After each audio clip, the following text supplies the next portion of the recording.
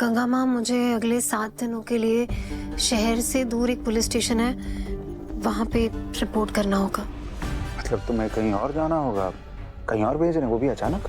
हाँ चाचा जी, वो एक्चुअली जिस ऑफिसर को वहाँ जाना था उनके यहाँ कोई इमरजेंसी हो गई, तो इसलिए मुझे वहाँ का चार्ज लेना होगा तुरंत। तो अगले 7 दिन के लिए तुम घर पे नहीं रहोगी?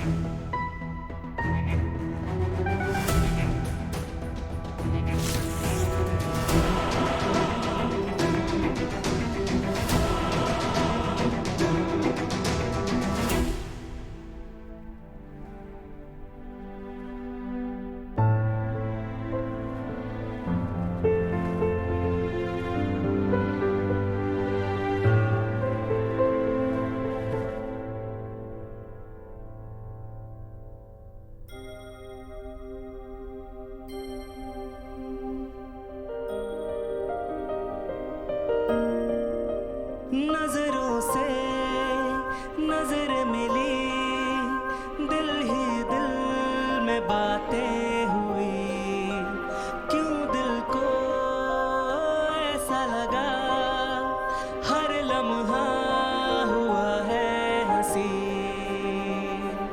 बिन कहे बिन सुने बातें सारी बयां हो गई, छोड़ सारा शहर, ठहरा दिल तेरी गलियों में ही, ये इश्क है या है कोई दास्तान कहीं। सूरज जी, क्या बात हुई? तुम मेरे पहले ही नहाने गए थे ना, और अभी तक ऐसे बाथरूम में ही बैठे हो। एनीवे, चलो बाहर जाओ, मुझे चेंज करना। बिल्कुल नहीं। मिस्टर, बाहर जाओ, चलो। No no no no no, बिल्कुल नहीं, बिल्कुल नहीं, बिल्कुल नहीं। I said no. जब हमारी पहले शादी हुई थी ना, तब तुम बेड के नीचे सोती थी, मैं बेड के ऊपर सोता था। तुम्हें जब भी अपने कपड़े चेंज करने होते थे, मैं नजरें झुका के बाहर अपने आप चला जाता था।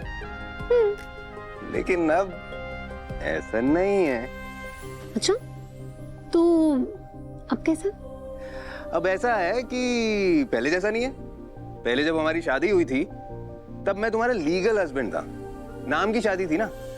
लेकिन अब जो हमारी शादी हुई है, अब मैं तुम्हारा लविंग हस्बैंड हूँ।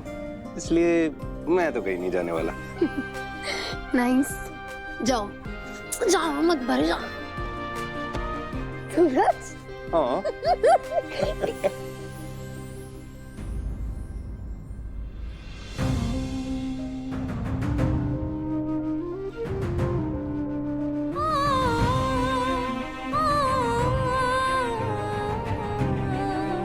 पहली बार तुझे इतना विचलित और परेशान देख रही हूँ जक्कू।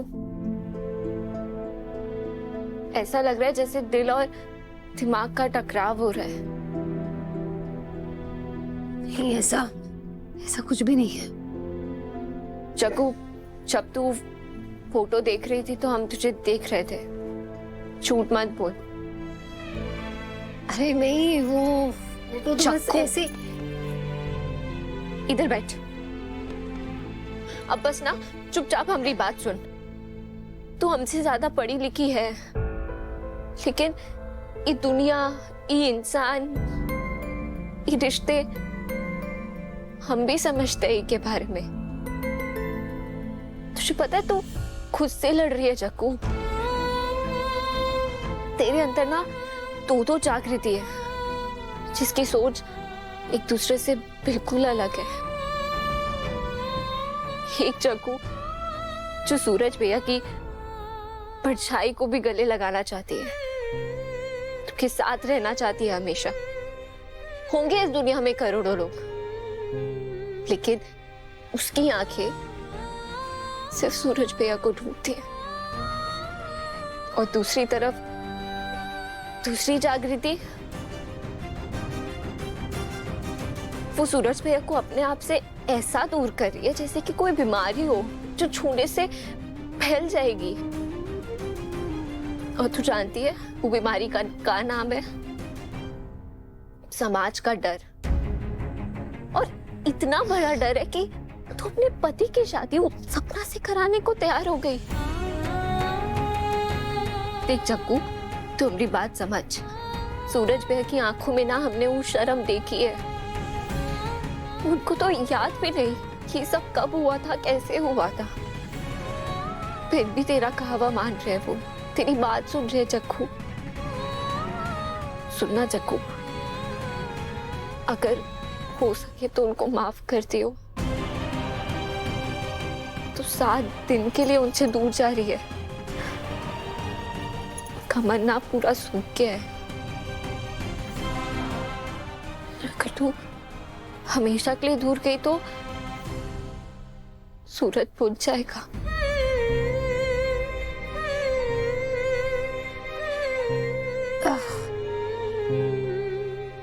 मैं सर घूम रहा था ना, मैं एक कप अच्छी सी चाय पिलाएगी मुझे प्लीज?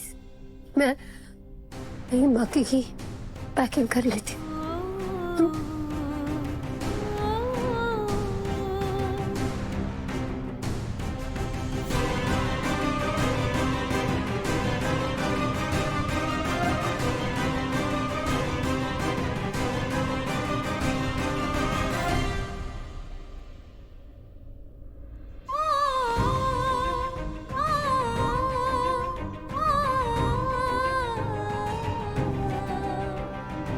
जागृति कब तक अपनी फीलिंग से लड़ती रहेगी?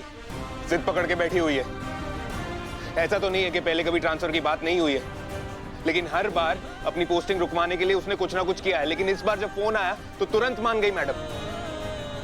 1 हफ्ते के लिए अगर हवेली में ही नहीं रहेगी तो 7 दिन में कैसे मनाऊंगा मैं उसे?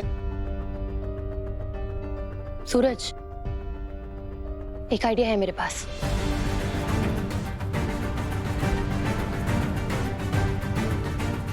अरे कचौरी, ज्यादा सामान मत रखना, गवर्नमेंट बंगलों में मिलेगा खाने पीने को। रखने दे उसे। अनजान गांव बिहार में जा रही है तू। अरे पता नहीं कैसा खाना पीना मिलेगा। ध्यान रखने वाला वहां तेरा कोई नहीं है। एग्जैक्टली गंगा माँ, मुझे भी ना इसी बात की टेंशन हो रही है। और मेरे पास एक आइडिया भी है। कैसा आइडिया सपना? देख जग्गू, अब तू वहां अकेले जाकर रहेगी तो हम सबको एक ही बात की टेंशन लगी रहेगी कि तू वहां अकेले कैसे सब कुछ मैनेज करेगी। प्लस तुझे भी तो मेरी टेंशन होगी ना कि तेरी प्रेग्नेंट बहन यहाँ अकेले सब कैसे मैनेज करेगी, है ना? हाँ होगी। तो मेरा आइडिया ये है कि जग्गू अकेले क्यों जाए? क्यों ना हम सब जग्गू के साथ जाकर जग्गू के गवर्नमेंट वाले बंगलों में रहें।